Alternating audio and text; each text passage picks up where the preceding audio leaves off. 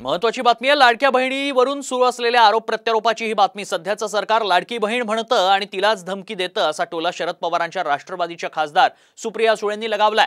ऑक्टोबरमध्ये आमचं सरकार आल्यावर आम्ही बहिणींना घर बसल्या पैसे देऊ असं आश्वासनही सुळेंनी दिलंय।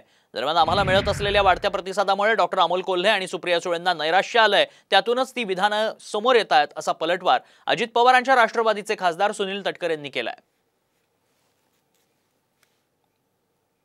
नाही दुर्दैव आहे की एक गलिच्छ राजकारण म्हणजे काय पातळी या सरकारने गाठली आहे बघा, की कार्यक्रमाला आला नाही तर तुम्हाला पैसे मिळणार नाहीत। हे मी त्याच्यावरच म्हणजे मी माझ्याकडे जे महिलांनी वेदना मांडल्या त्याच मी तुम्हाला दिले, ते बोलायचंच असतं आणि त्याच्यामुळे मी सत्य मांडले। दुर्दैव आहे की हे लाडकी बहीण म्हणतात आणि लाडकी बहीणला धमकी देतात, हे खरंच महाराष्ट्राला न शोभणार। नाही दुर्दैव आहे, गलिच्छ राजकारण। हा कुठला शोध त्यांनी लावला? अमोल कोल्हेंचं म्हणणं कदाचित त्यांच्या नैराश्यातून आम्ही चालू केलेली योजना ही क्रांतिकारी ठरत असल्यामुळे त्यांना नैराश्य आलं असेल, त्या नैराश्याचं त्यांनी केलेलं मत